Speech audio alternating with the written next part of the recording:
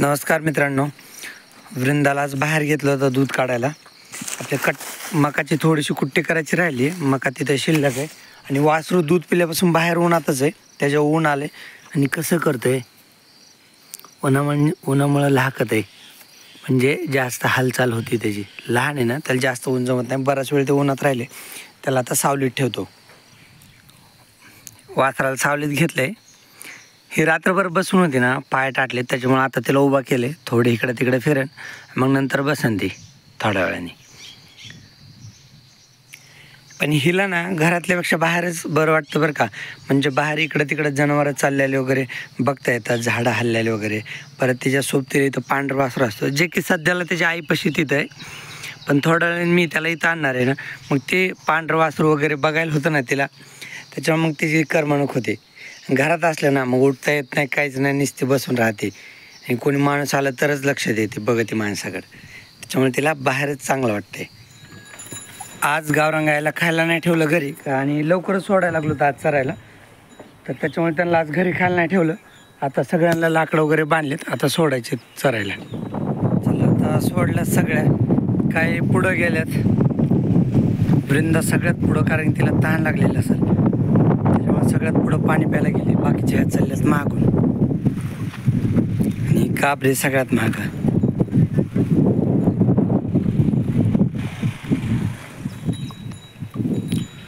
वृंदाला तहानच लागली राव. एकटीच पाणी पिली. बाकीच्याला इतक्या सकाळ सकाळी कोणाला तहान नाही लागली. इकडं हरण्याला बकेट भरून ठेवली, पाणी पितोय. इकडं लालीला बकेट भरून ठेवली, पाणी पितोय. आता लालीला ना चरायला सोडायची त्या जनावरांमध्ये. आता झाली तिची तब्येत ओके. तिला घरी बी खायला ठेवायचं आणि फिरायला बी जाऊन द्यायचं आपल्या गावरान गुरामध्ये. हे तर खाऊन बसले, नाही उठायचं पाणी प्यायला. तरी हे जेवली बकेट इथं ठेवतो, नंतर उठलं पेन पाणी. उठ चल, उठ. बैल मस्तपैकी आज ऊन खाणार आहेत, कारण त्यांना मी आज मकाच्या शेतात आणलंय. आणि इथे गवत आहे ना, तर गवतात त्यांना चरायला बांधायचंय. तर बैलाला घास टाकतो आणि मी घरी जातो. दोघात एकत्र टाकतो इथं सारच्या पुढं. बस एवढा घास बस होईल त्यांना. त्यांनी गवत बी खाल्ले आजूबाजूचं. एवढा घास बस होतोय दोघांसाठी.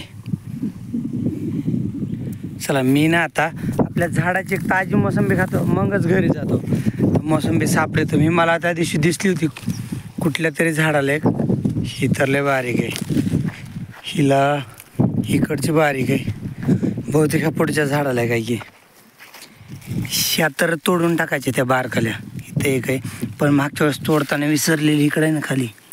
ही मोसंबी आकाराने लहानच आहे, पण चांगली आणि पिकली पण. म्हणजे खायला गोड लागणार, कारण की हिचा कलर आहे ना पोपटी झाला आहे. कलर पोपटी, त्याच्यामुळं खायला चांगली लागेल.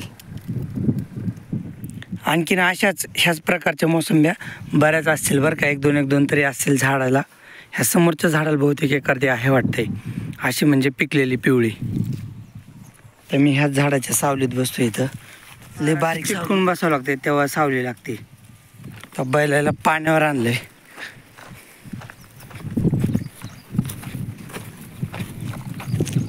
उन्हात होते, भरपूर पाणी पिणार.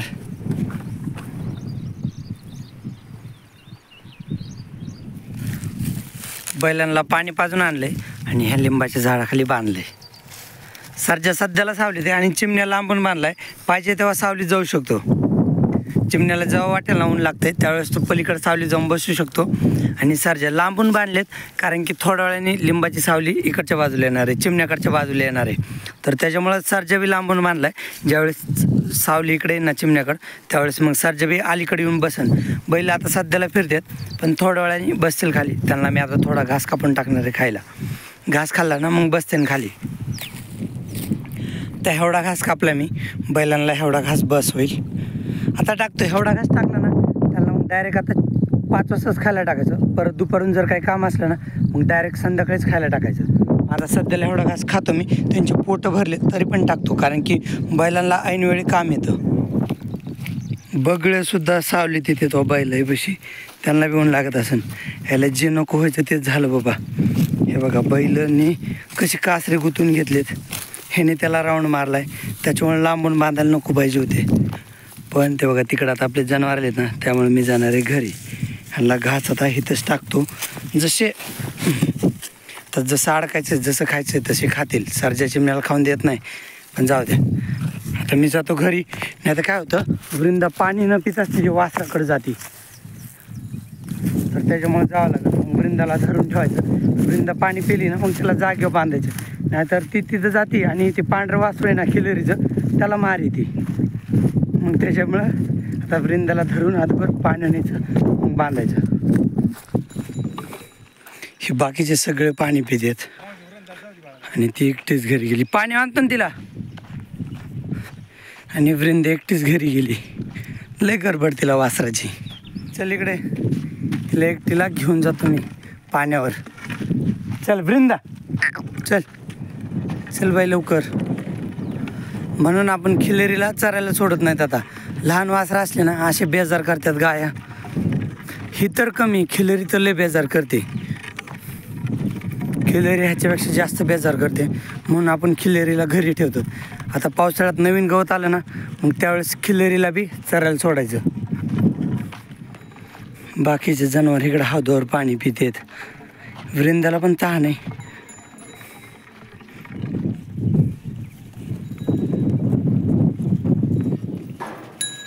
आता दुपारच्या ह्यांना बांधलंय, सगळ्याला सावलीत बांधलं, उन्हात कोणी नाही. काबरीला पण इकडं अलीकडं जागा आहे बसायला. आणि इकडं राणी ह्या जवळजवळ बांधल्यात.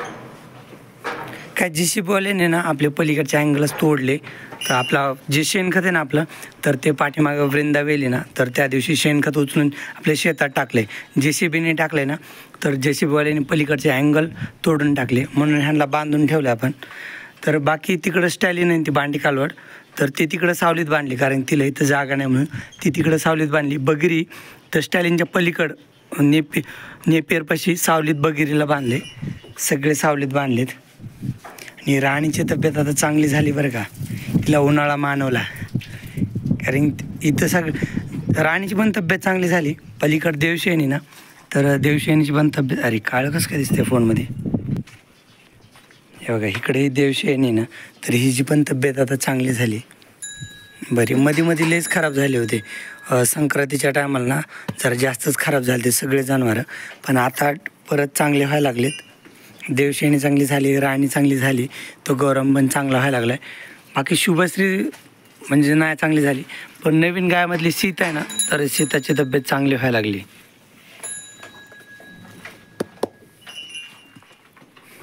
आणि इकडं हरण्याने काय चालू केलं, गंगा हाट पलीकड, हरणे सांद हट, गंगा हाट, हाई हट, गंगा हाट, हट तिकडे हट.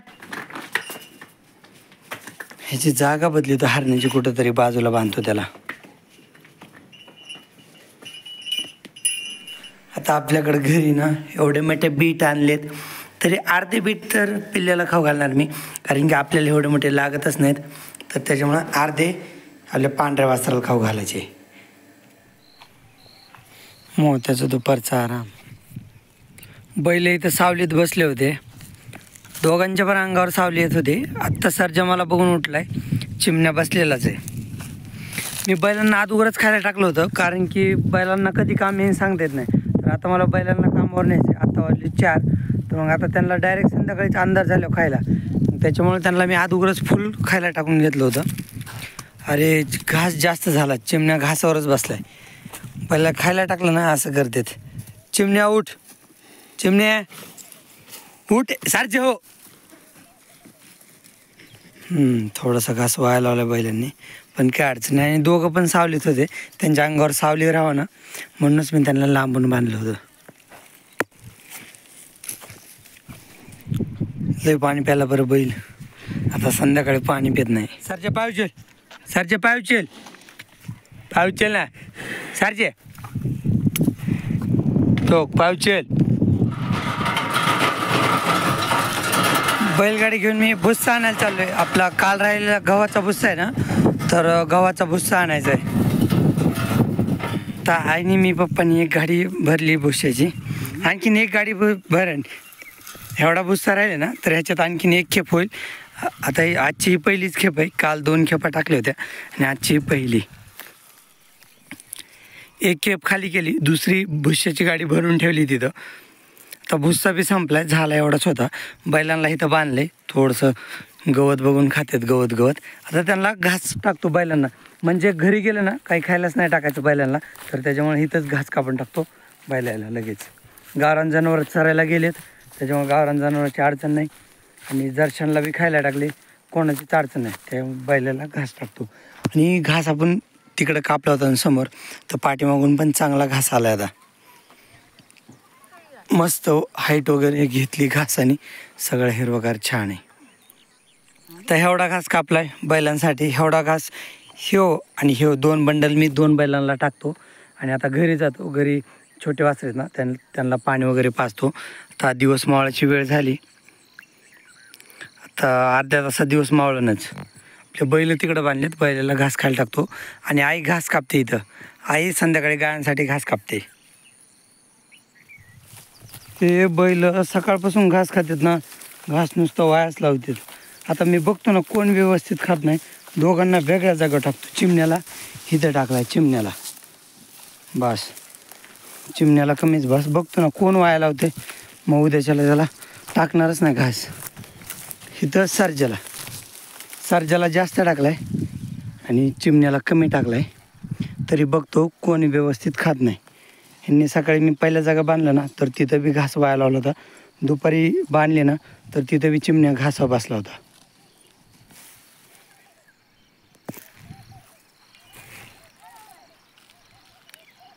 मग त्यानेच तर जनावराला परेशान करते, सारखंच जनावरात असतं. कपरे हरण्याला इकडं चरायला बांधलं होतं आज दुपारी, ऊन कमी झाल्यावर. पळ तिकडे मोत्या, पळ तिकडे, पळ पळ पळ, उठ पळ. चला आता हरण्याला घरी घेऊन जातो. एवढं चांगलं हिरवं गवत आहे, हरण्याने नीट खाल्लंच नाही. काय करणार, घरी येऊनच खाऊन आलता तेव्हा.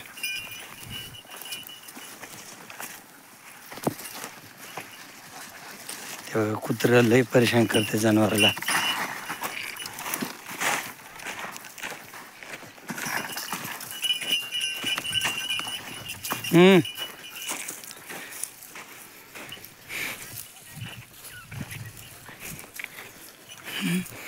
हे मोठे शिफ्टी धरली. तर हरण्या पाणी पितोय, पाण्याची लेवल खाली गेली हौदातली. उद्या सकाळी हौद भरून घेतो मी. आता आज तर लाईट गेली.